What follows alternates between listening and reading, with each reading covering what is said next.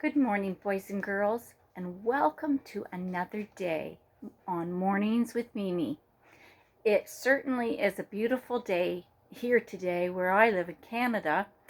It is mild, nice and warm out. The snow is melting. The birds were happily singing most of the morning here. I don't know where you live, but I hope if where you live you have snow, that the snow is melting there too. Well, we still have a couple more stories in our fairy tale book that we're going to finish reading. And this morning's story is called Snow White. I don't know if you've heard this story yet, so maybe this might be a first time for you, and maybe there's others who've heard this story hundreds of times. I don't know. But let's join together and we'll see how this story goes. Snow White. I always like trying to show you the pages as I'm reading. I don't know if you can see them very well, but at least if you hear the story, that's what's most important. Let's begin. One snowy winter's day, a queen sat sewing by her window. She accidentally pricked her finger with the needle. Ouch! And 3 drops of blood fell on the snow. The queen looked at the bright red on the white snow against the black wood of the window frame and thought, I wish I had a child that had the lips as red as blood, skin as white as snow, and her hair was as black as ebony wood. Sometime after that, the twin gave birth to a little baby girl with deep red lips, skin as white as the snow, and glossy hair that was black as ebony. She called her Snow White.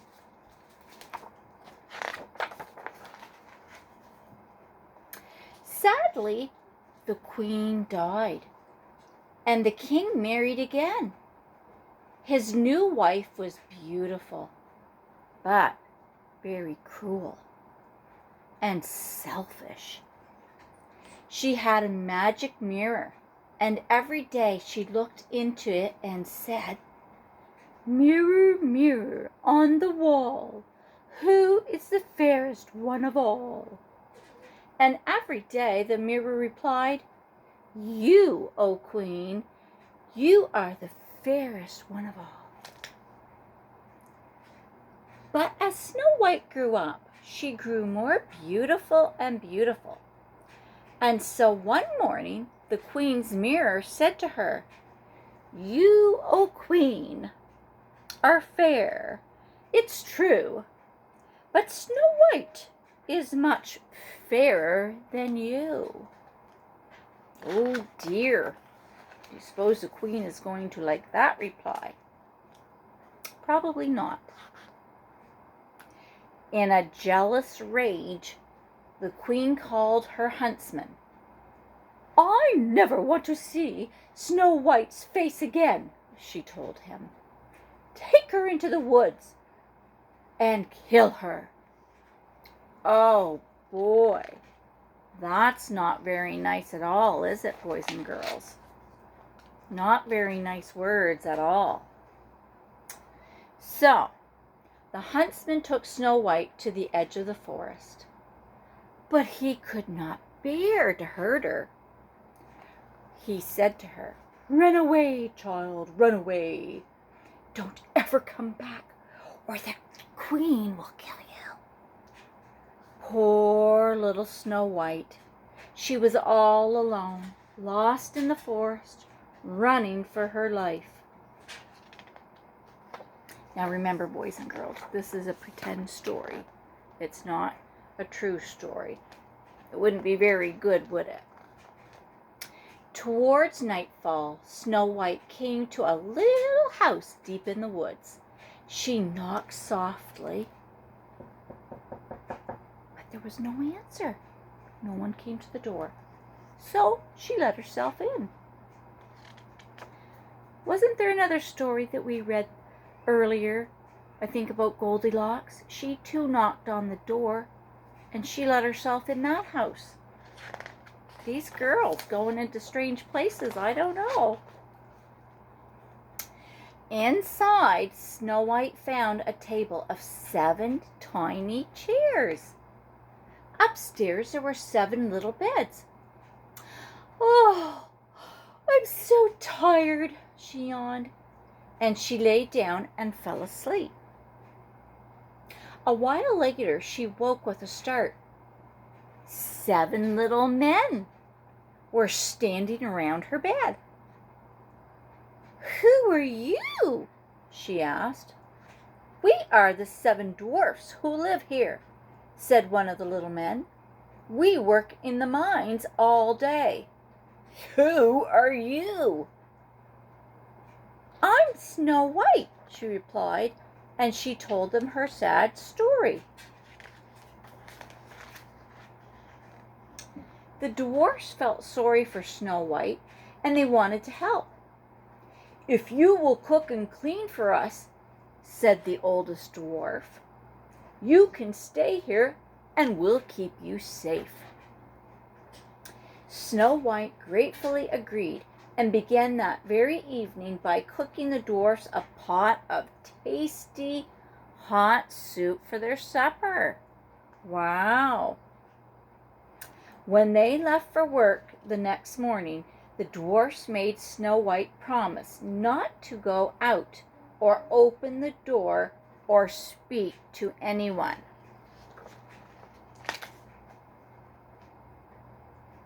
I think we read something about that in another story too, about not talking to strangers, right? Meanwhile, the queen was back at her magic mirror, but she was shocked by what it told her.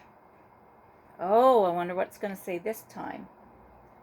"You are the fairest here, it is true, but there is someone fairer than you.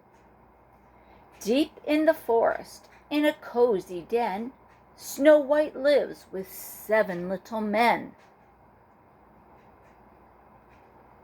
Just a moment.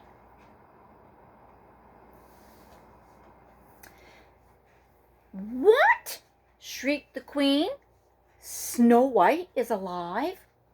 In a wild frenzy, she raced to her secret chamber in the darkest depths of the castle.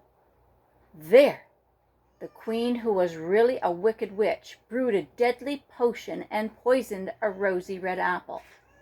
Disguising herself as an old peddler woman, she set out for the 7 dwarfs' cottage. Snow White was busy in the kitchen when she heard a tapping on the window. A lot of tapping going on. She looked up to see an old woman peeking in. "Apples for sale?" the old woman croaked. "Try my lovely red apples." And she handed the poison apple to Snow White. Snow White couldn't resist. She took a big bite and fell down motionless. There she is, laying on the floor. The queen cackled with delight and hurried home to her magic mirror. At last it gave her the answer she wanted. "You, O queen, are the fairest of all." The dwarfs wept bitterly when they came home to find their lovely Snow White lying totally still on the floor. They carefully laid her in a glass case and watched over her day and night. Look, they're crying. They have little tears coming down their cheeks. They're sad because she's fallen asleep. They don't know what's wrong with her.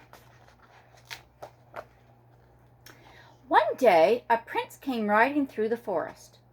When he saw the beautiful girl in the glass case, he instantly fell in love with her. Please let me take her back to my castle, he begged the dwarfs, and they agreed. That means they said yes to the prince. As the dwarfs helped to lift the case, one of them stumbled, and a piece of that apple that was stuck in Snow White's throat came loose. Snow White coughed, and her eyes flew open. Oh my goodness! Where am I? She gasped. You are with someone who loves you more than life itself, said the prince. Please marry me. Snow White looked into the prince's kind eyes and knew she loved him too. Yes, she said, I will marry you. And so they were married with the dwarfs beside them. They all lived happily together in the prince's castle for the rest of their long lives. The end. Well, this was totally a different story. And I just hope, boys and girls, that if your mums and dads tell you that it's very important not to talk to strangers, talk to people that you don't know, it's very important that you listen to them. Or if it's your grandmother, your Mimi, your Mima, your nanny, or even a teacher at school. Very important to listen to them because they want you to stay safe. And why? Because they love you and they want the best for you. They don't want any bad things to happen to you. So remember that the next time that maybe you're in a store and somebody starts talking to you. It's very important that you stay close to the person that you're with and you hold on to their hand and not stray away. You wouldn't want anything bad to happen to you either. We want to keep children safe because the adults, we love you. We love you. You're special and you're precious.